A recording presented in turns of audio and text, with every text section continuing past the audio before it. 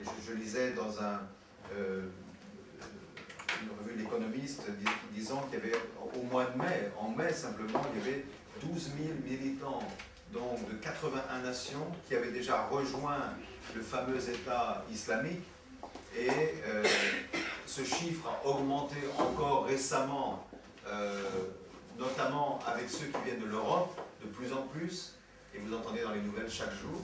Hier encore ce matin et hier soir, on parlait d'une jeune fille française dans le Doubs qui a disparu, qui était... ses parents savaient qu'elle était en relation avec des extrémistes, qu'elle voulait fuir, on lui avait même retiré ses papiers, et puis elle a fait croire qu'elle n'était plus intéressée pour partir, et finalement elle est partie. Bon, voilà, le genre de nouvelles qui tombent presque chaque jour. Bon, je crois que Hamida nous en parlera un peu plus en détail, avec beaucoup plus pour comprendre un peu plus profondément le phénomène. On dit justement que parmi les Occidentaux, un quart sont des femmes et des jeunes filles, donc beaucoup. Et là encore, je pense qu'Hamida nous le dira plus en détail, mais j'ai entendu hier une émission à la radio d'une femme qui peut-être, j'en parle parce que j'ai lu son livre, elle s'appelle Dounia Bouzar. C'est une anthropologue française d'origine musulmane, mais qui travaille en France depuis de nombreuses années, qui a parlé sur beaucoup de plateaux de télévision. Je pense qu'Amina la connaît, donc on en parlera un peu plus. Et donc ce livre est très intéressant. Elle a écrit un livre justement qui s'appelle Ils cherchent le paradis et ils ont trouvé l'enfer. Donc hier soir, il y avait une émission sur Europe 1, sur le club de la presse d'Europe 1. Elle parlait de ça, je dis, ça fait froid dans le dos de voir combien de jeunes partent, notamment des jeunes filles surtout, elle parlait des jeunes filles, et elle disait bien sûr, beaucoup de ces jeunes sont des gens qui sont un peu parfois en trouble avec la société, je pense, mais aussi beaucoup de ces jeunes filles sont des personnes altruistes et qui sont simplement manipulées en quelque sorte, et c'est pourquoi elle parle de dérive sectaire, c'est-à-dire qu'on attire ces gens, on attire ces jeunes, et par un procédé sectaire, si vous voulez, et c'est ce dont elle parle dans ce livre. Je vous recommande ce livre d'ailleurs, et les autres livres qu'elle a écrits, parce que c'est vraiment, vous le montrerez par la suite si vous voulez, c'est quelque chose qui est vraiment frappant et qui est vraiment choquant. Et ces jeunes filles vont partir pour être mariées là-bas, et d'ailleurs, je lisais dans un article qu'il y a beaucoup de violences sexuelles aussi. En réalité, on parle moins de cela. Et je lisais dans un article de Foreign Policy qu'on devrait parler beaucoup plus des violences sexuelles qui sont là-bas, justement, parce qu'en réalité, c'est quelque chose dont on ne parle pas assez, pour montrer pour essayer finalement d'empêcher en quelque sorte ces jeunes filles de partir. Alors, à travers son livre, si vous voulez, j'ai compris un peu plus le phénomène, mais comme je l'ai dit, Amina en parlera un peu en détail.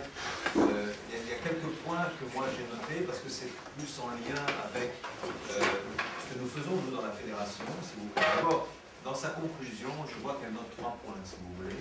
D'abord, elle dit « Je ne suis pas très optimiste sur la possibilité de ramener un radicalisé à la raison ». Ça veut dire qu'en réalité, elle sait que c'est dans la mesure où un enfant, une personne, pas forcément un enfant, c'est aussi un jeune adulte souvent, qui est donc manipulé et qui est donc finalement engagé de cette façon, c'est très difficile de faire changer d'avis. C'est un peu quelque chose d'un peu sectaire en réalité, c'est-à-dire qu'on a du mal à le convaincre. Alors elle privilégie la relation avec la famille pour essayer de changer un petit peu, si vous voulez, de garder les liens avec la famille. Elle dit que c'est très difficile idéologiquement, en quelque sorte, de convaincre, de changer cela. Elle disait, parmi les points que j'ai notés, qu'il faudrait réintroduire un peu l'importance de la subjectivité. C'est montrer que l'islam n'est pas un ensemble, c'est-à-dire qu'il y a beaucoup de chemins différents dans l'islam, tout le monde n'est pas pareil. Les radicaux musulmans, finalement, ils prétendent un peu avoir l'autorité sur l'islam. C'est comme s'ils ont un peu cette autorité sur la compréhension du Coran, s'ils détiennent la tradition, etc. Elle dit c'est ça, il faut le casser justement. Elle recommande qu'il y ait une discussion plus profonde sur l'islam, notamment en faisant la différence entre les principes religieux de l'islam et ce qu'elle appelle le fait musulman. En fait, elle fait référence à un intellectuel musulman, Mohamed Harpoun, a développé l'idée que dans l'islam, il y a le Coran, il y a les principes religieux fondamentaux qui sont acceptés par les musulmans comme étant venant de Dieu, mais il y a aussi l'aspect culturel, il y a l'aspect, si vous voulez, historique de l'islam. Elle voit que finalement beaucoup de jeunes ne comprennent pas en profondeur leur propre religion, et donc elle recommande qu'il y ait une discussion un peu plus profonde à ce sujet. Et elle dit aussi, et j'ai noté que dans la société française, si vous voulez, elle dit que, à l'évidence, on le connaît tous si on vit en France, il y a pas seulement une mécompréhension, mais il y a on garde l'islam un peu à l'écart, si vous voulez, et les musulmans sont gardés dans une position où soit on les rejette, pour des raisons religieuses, pour des raisons culturelles, soit ils se sentent rejetés, soit on est trop laxiste à leur endroit, c'est-à-dire qu'on leur pardonne à ces jeunes qui font des choses qu'ils ne devraient pas faire contre la loi, on leur pardonne sous prétexte qu'ils sont musulmans, donc il faut comprendre que c'est leur religion, etc. Si vous voulez, elle explique, c'est assez intéressant, qu'il y a une grande responsabilité finalement de la société française aussi, des autorités françaises, où elle disait qu'on devrait comprendre un peu plus comment justement avoir une vision plus claire de l'islam et aussi comment amener ces jeunes à respecter la loi, la démocratie, etc. Donc voilà, c'est un peu son point, qui m'a frappé. Mais alors, je vais terminer sur un point qui touche un peu à nos activités, un peu, si vous voulez, d'une façon plus large. Elle mentionne dans son livre des raisons plus vastes, si vous voulez. Elle se réfère à un historien français qui s'appelle Olivier Roy, et elle dit qu'il y a deux phénomènes qui expliquent un peu cette mutation du domaine religieux aujourd'hui. L'un, c'est la sécularisation, le phénomène de sécularisation, et l'autre, c'est le phénomène de mondialisation. Alors, par sécularisation, c'est ce que ça veut dire. Ça veut dire qu'en réalité, on a tendance à séparer l'Église de l'État. On connaît en France le spirituel du politique. Et elle a dit l'effet pervers de cela, c'est que finalement, la religion tente à se séparer de toutes ses racines culturelles, physiques, toutes ses frontières, etc. Et vous avez donc, ça favorise un peu les extrémistes qui disent qu'ils détiennent en quelque sorte une vérité absolue, sans aucun contrôle. Elle dit par exemple, parce que, si vous voulez, il y a une séparation entre le spirituel et le politique, et donc le religieux devient complètement indépendant et développe sa propre vie, ses propres concepts, etc., en dehors de la réalité politique. Elle dit d'ailleurs, de son point de vue, elle suggère sans doute que, par exemple, au Maroc, elle dit, parmi les pays d'Afrique du Nord, un des pays qui résiste un peu plus au radicalisme musulman, c'est le Maroc. Et elle dit que peut-être une des raisons, elle suggère peut-être une des raisons, c'est qu'au Maroc, il y a moins cette sécularisation. C'est-à-dire qu'au Maroc, en fait, vous savez, le roi du Maroc, il est considéré, il est perçu comme étant le descendant du prophète. Donc il a un certain rôle religieux en quelque sorte, il a une certaine autorité religieuse.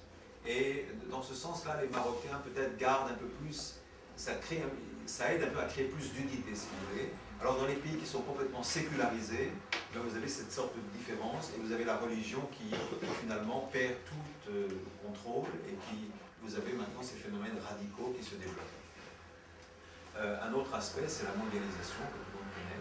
Et puis, donc, évidemment, on connaît, d'ailleurs, je pense que Amina en parlera, l'Internet, c'est quand même un des moyens qu'ils utilisent aujourd'hui pour justement toucher ces jeunes.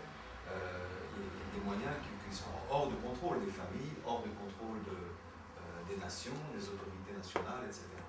Et donc ça, c'est un phénomène qui est fondamental. Or, dans notre point de vue, si vous voulez, je voulais terminer en donnant un peu notre optique et ce qu'il faudrait faire peut-être au niveau un peu plus vaste, si vous voulez, dans le monde, c'est que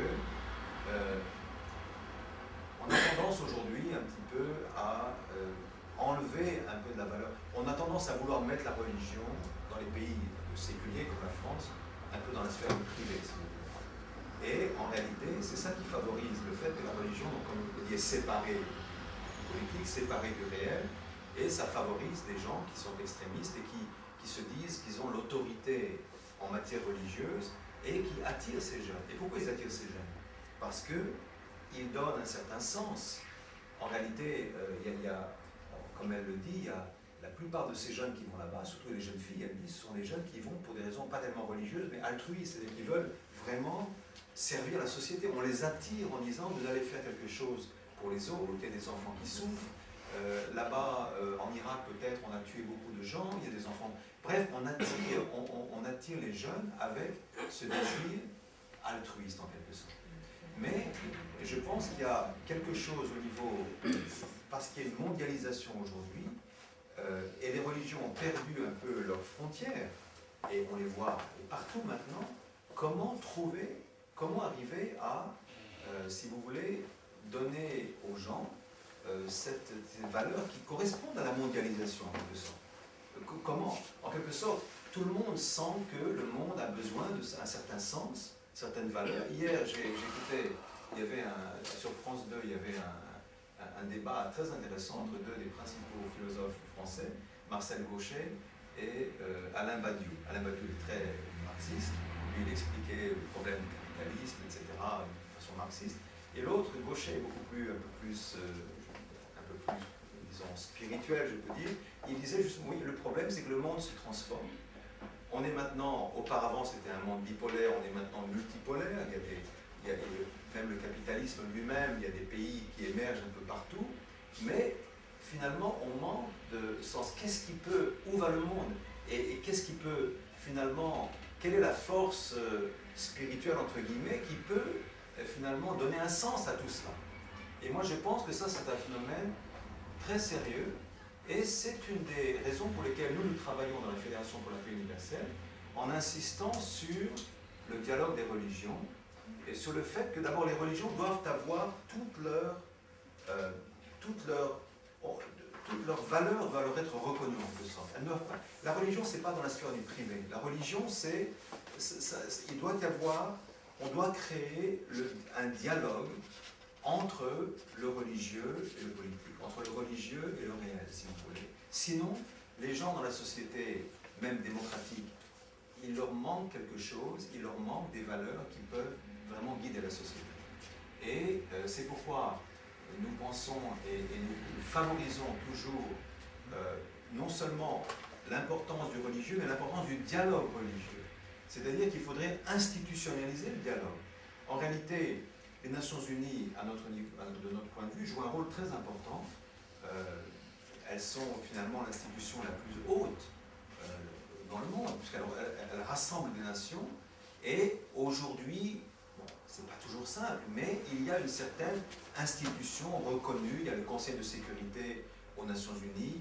Voilà, lorsque les nations se sont mises d'accord, par exemple au Conseil de sécurité, alors on fait une action politique, parfois militaire, que ce soit au Moyen-Orient ou ailleurs, qui est bien sûr contestée, mais dans la mesure où c'est quand même le Conseil de sécurité qui l'a décidé, il a une certaine autorité.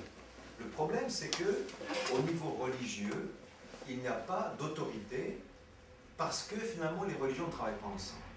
Et vous avez donc des groupes comme Al-Qaïda ou comme, je veux dire, comme ces radicaux musulmans de l'État islamique qui prétendent avoir une solution pour le monde, qui sont en fait extrêmement dangereux, nocifs, terroristes, etc., mais qui utilisent finalement le domaine religieux pour attirer les gens.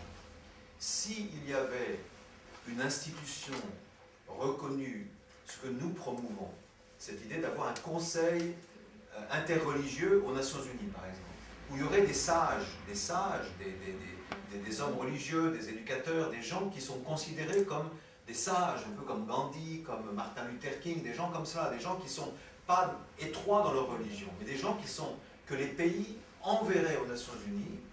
Et s'il y avait une institution comme cela, où des hommes religieux ou des femmes religieuses, aussi bien de l'islam que du christianisme, que des grandes religions du monde pouvaient se mettre d'accord sur certains points, alors les jeunes auraient une vision différente.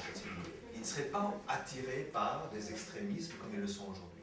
Le problème, c'est que les religions sont divisées, et alors vous avez de la place à tous les extrémismes que vous voulez, puisque finalement, il n'y a pas une voie de sagesse au niveau mondial. Et c'est pourquoi, pour nous, cette question du dialogue religieux est très très importante. Et même dans l'éducation, avec la FPU, nous avons par exemple, quand j'ai travaillé en Russie il y a maintenant une vingtaine d'années, une trentaine d'années, quand la Russie a commencé à s'ouvrir, nous avions développé un cours d'éducation morale dans les écoles russes et de l'ancienne Union soviétique. C'était en 92, donc c'était au début de l'Union, enfin le début où l'Union soviétique avait donné la place à la Russie. On enseignait l'éducation morale en utilisant les valeurs des différentes religions. C'est-à-dire que dans l'Union soviétique, il y avait l'islam présent, il y avait le bouddhisme, il y avait le christianisme, surtout orthodoxe, il y a aussi des protestants, des catholiques, il y avait aussi les juifs, etc. Et alors, dans ce cours-là, on parlait à la fois des valeurs morales individuelles, on parlait des valeurs de l'amour, des problèmes de la famille, en utilisant, si vous voulez, certains chapitres traitaient cela d'un point de vue de l'islam, du point de vue du christianisme, etc. C'était passionnant parce que on apprenait aux jeunes que finalement chaque religion a des valeurs qui sont relativement semblables en réalité. Donc pour nous, notre optique, c'est de montrer à travers beaucoup de nos activités, à travers nos projets parfois de services interreligieux, qu'on doit pouvoir au contraire rapprocher les religions. Et ça, c'est à mon avis, tant qu'on ne fait pas cela, on ne répondra pas à ce problème. Parce que finalement, il y a toujours des voix extrémistes qui pourront finalement influencer les gens, les jeunes, qui sont en recherche d'un idéal et qui n'ont pas une vision beaucoup plus, si vous voulez, beaucoup plus saine et beaucoup plus large, et même universelle. C'est ça. Donc ça c'est quelque chose qui m'a frappé, et je pense que c'est un élément qui, voilà, en tout cas c'est de cette façon-là que nous cherchons à contribuer à ce problème.